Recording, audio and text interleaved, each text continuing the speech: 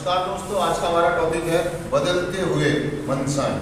Headline है, आखिरकार जब हम अपने स्वार्थी उद्देश्यों को रास्ते से हटा देते हैं तो हमें एक ऐसी शांति मिलनी शुरू हो जाती है जिसकी संभावना के बारे में हमने कभी सोचा ही नहीं था। पहला पैराग्राफ पढ़ता हूं दोस्तों। जब हम अपनी आस्था अपने कार्यों और अपनी मंशाओं पर अपने सुधार के दौरान विचार करते हैं तो हम पाते हैं कि कभी कभी हम गलत उद्देश्यों के लिए कुछ कर बैठते हैं। शुरुआती रिकवरी के दौरान हमने काफ़ी पैसा और वक्त लोगों पर खर्च कर दिया था ताकि वे हमसे लगाव स्थापित कर पाएं। बाद में हमने देखा कि हम अभी भी लोगों पर पैसा खर्च कर रहे हैं, लेकिन इस बार हमारे उद्देश्य, हमारी मंशाएं बदल गई हैं। हम ऐसा इसलिए कर रहे हैं कि अब हम उन्हें चाहने लगे हैं, या शायद अब हम रोमांटिक तौर पर एनए के लोगों में इतना घुल मिल गए हैं कि अपने अंदर के खोखलेपन से निजात पाने के लिए दूसरे लोगों के माध्यम से आत्मसंतुष्टि पाने के प्रयास से यह सब कर रहे हैं। हमारे इस रोमांटिक जुड़ाव के कारण और आधार अब यही है कि हम अपने बराबर के स्तर के संगी साथियों के साथ अपनी अनुकूल फलगामी जिंदगी को बांटना चाहते हैं।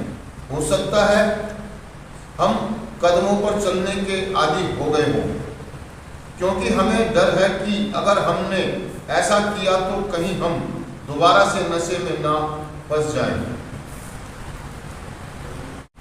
दोस्तों, ये कहना चाह रहा आज का टॉपिक कि मंशाएं मतलब उद्देश्य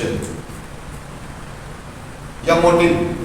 अगर हम कहें तो कह रहा है कि हम अगर अपने पास्ट देखें, जब हम नशा कर रहे थे, जब हम एडिक्शन में थे, तो हमारी जो काम करने के उद्देश्य या मंशाएं जो थी वो सिर्फ इसलिए थी कि हमें लोग एक्सेप्ट कर लें, लोग हमें प्यार दें, या लोग हमें नशा करने के लिए पैसा दें या जरिया और साधन दें। मतलब हमारे उद्देश्य सही नहीं थे, हमारी मंशाएं सही नहीं, मतलब हमारे मन के अंदर कोई पवित्रता ही नहीं थी। मतलब मोटिव एक ही था, क्लियर एक था कि हम किसी को पानी भी पिला रहे थे ना, या किसी को चाय पिला रहे थे, या किसी का कोई काम कर रहे थे, उसके पीछे मोटिव हमारा क्लियर था कि नशे का जुड़ाव। और दोस्तों, जब हम कार्यक्रम में आते हैं, रिकवरी में आते हैं, प्रोग्राम में आते हैं, तो कह रहा है कि शुरुआती दौर में जब हमारी जो मंशाएं थी लोगों से जुड़ने के लिए, तो हम लोगों पर पैसा इसलिए खर्च करते थे, या लोगों को नमस्कार सलूट, या जो उनकी मैनिपुलेशन कर रहे थे हम थोड़ी बहुत जो भी हम कर रहे थे, वो सिर्फ इसलिए करते थे कि लोग हमारी तरफ आकर्षित हों या लोग हमसे मिल जाएं, हमसे जुड़ जाएं, मतलब हमें ज़्यादा से ज़्यादा लोग जानने लगे। और शुरुआती दौर में हमने ऐसा किया और हम करते भी, इसमें कोई दो राय नहीं। जब हम किसी नए समूह में या नए ग्रुप में जाते हैं तो हम सभी लोगों को सलाम करते हैं, क्योंकि वहाँ पर हम नए होते हैं। हम सभी लोगों से आदर सम्मान से बातें करते हैं, रिस्पेक्ट देते हैं, उनके लिए थोड़ा बहुत पैसा भी कह रहे हैं। लेकिन हम जब धीरे धीरे कार्यक्रम को करते, फॉलो करते चले जाते हैं और हम रिकवरी में आते हैं, कुछ साल बदल जाते हैं, तो हमें अपनी मंशाओं के बारे में अच्छे से पता लगना शुरू होता है। यानी कि मतलब ये कि हमारा जो आध्यात्मिक जो शून्यता थी अब वो डेवलप हो गई है। मतलब हमारे को अंदर से थॉट्स आने लगे, हमें थोड़े से भावनाएं आने लगी, हमें विचार आने लगे कि यार मैं जो काम कर रहा हूँ, या जो किसी व्यक्ति से बात कर रहा हूँ, या किसी से हंस के बात कर रहा हूँ, या किसी के लिए कोई काम कर रहा हूँ, खाना खिला रहा हूँ उसको, तो उसके पीछे मेरी मंशाएं क्या है। पहले मेरी मंशाएं होती थी कि लोग मुझे शाबाशी दें, लोग तालियां बजाएं मेरे लिए कि बहुत, या मुझे ये कहेंगे कि बहुत बढ़िया आदमी है, मुझे कितना अच्छा खाना बनाता है, ये कितना अच्छा गाता है, ये कितना अच्छा वो करता है, देखो ये लोगों के लिए कितना अच्छा काम करता है, बहुत सारे पैसे खर्च करता है, चाय पिलाता है, खाना खिलाता है ना, बहुत सारी चीज़ें, अच्छी चीज़ें करता है।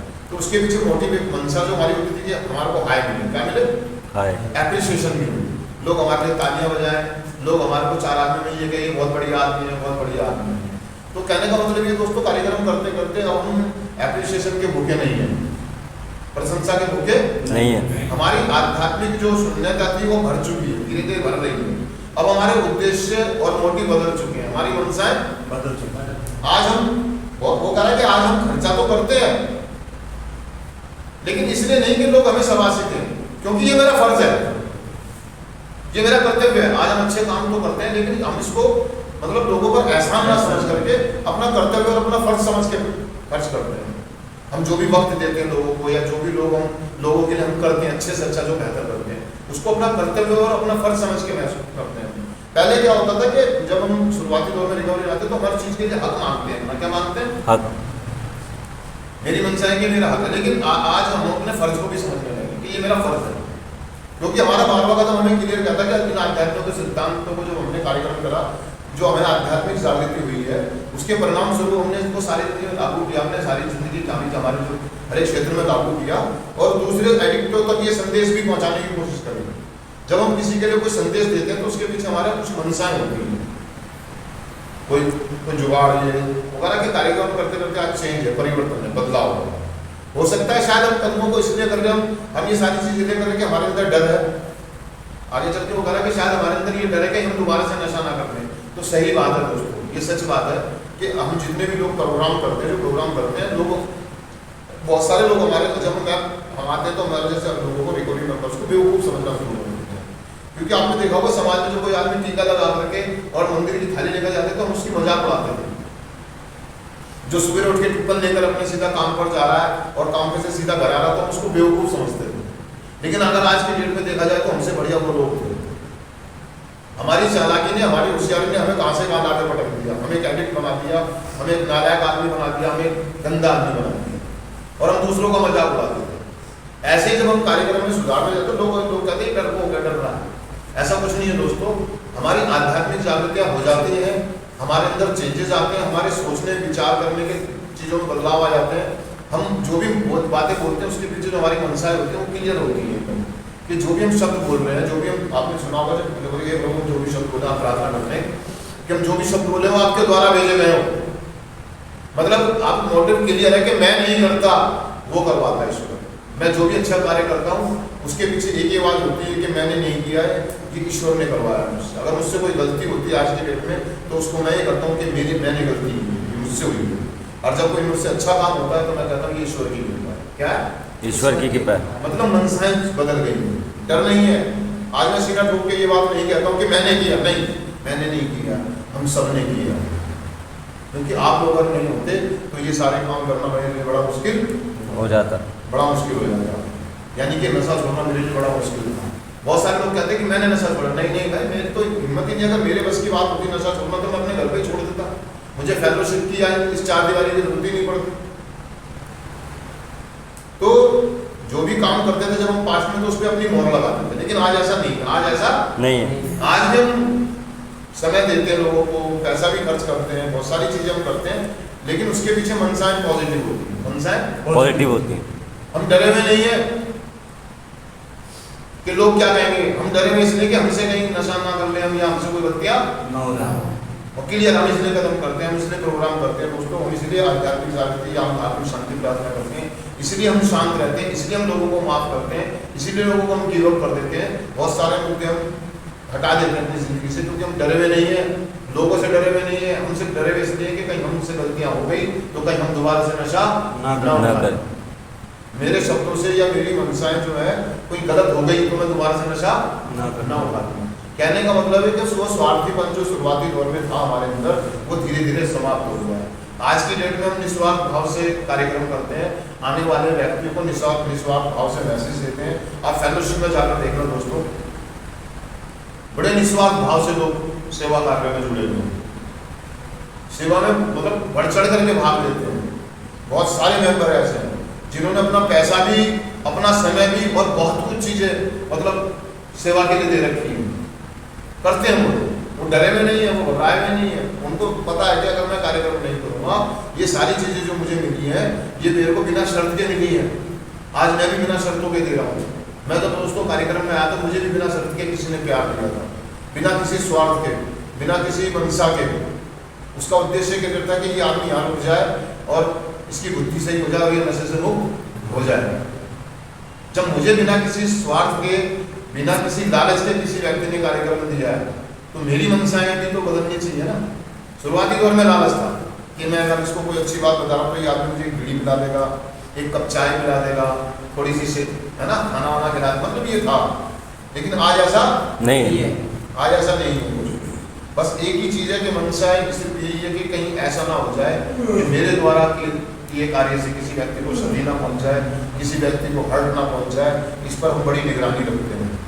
हम अपने शब्दों को, अपनी चीज़ों को बड़ा ध्यानपूर्वक और बड़े हिसाब से बोलते हैं, क्योंकि हमें मालूम है, क्योंकि मेरे एक शब्द से बहुत सारी चीज़ें लोगों की स्थिति वहाँ बदल सकती है, मतलब मेंटली भी, फिजिकली भी, या जो उसकी आध्यात्मिक स्थिति। मेरा एक शब्द, अगर मैं सिंगल में हूँ या कार्यक्रम कर रहा हूँ, काफ़ी लंबे समय से सभाओं में हूँ, मैं जो शेयर कर रहा हूँ, मैं अपने शब्दों को बड़ा छानबीन के बोलता हूँ, बड़ा हिसाब किताब से, क्योंकि मैं जानता हूँ कि अगर मेरा एक भी शब्द कहीं इधर से उधर होता है, मेरी मंशाएं अगर गलत होती हैं, तो आने वाले मेंबर की रिकवरी में बाधा हो सकती है। और जब मैं किसी की रिकवरी में बाधा बनता हूँ, तो हो सकता है कि कल को मेरी रिकवरी में बाधाएं आ सकती हैं। तो इसीलिए हम दोस्तों कदम करते हैं, प्रोग्राम करते हैं, और बड़ी ईमानदारी के साथ अपनी मंशाओं को देखते हैं। मंशा मीन्स उद्देश्य। आज हमने वो स्थल पा लिए हैं, वो रास्ते पा लिए हैं, जब अपने बराबर के संगी साथियों के साथ बैठ करके खुल करके बात करते हैं, अपनी मंशाओं को शेयर करते हैं, अपने उद्देश्यों को शेयर करो। क्योंकि हमसे पूछा जाता है ना, क्या जी मैं ये काम करना चाहता हूँ, इसके पीछे आपका मोटिव क्या, उद्देश्य क्या, आप चाहते क्या हैं, कहना क्या चाहते हैं, बोलना क्या चाहते हैं। मतलब ये समझ में आ रहा है कि अगर मैं जो कार्य करने जा रहा हूँ या मैं जो भी काम कर रहा हूँ, उसके पीछे मेरी मंशा क्या है, मेरा उद्देश्य क्या है। ये हमें कार्यक्रम करते करते, प्रोग्राम करते करते क्लियर नजर आना शुरू हो जाता है दोस्तों। कहने का मतलब है हमारी आध्यात्मिक जागृतियाँ होती है, जो हमारी आध्यात्मिक शून्यता थी वो धीरे धीरे डेवलप हो रही है। हमारे को अंदर से अपने आप से बात करने का जो समय है वो बढ़ता जा रहा है, और क्लियर चीजें, पिक्चर कहने का मतलब बिल्कुल साफ होती, मतलब अपने उद्देश्य, अपनी मंशा बिल्कुल साफ नजर आनी शुरू हो गई है। किसकी बदौलत? इस कार्यक्रम की बदौलत, इन 12 तत्वों की बदौलत, फेलोशिप की बदौलत। तो दोस्तों आगे वो चल के कह रहा है कि आज हमारे जीवन के उद्देश्य एकदम नए और अलग है।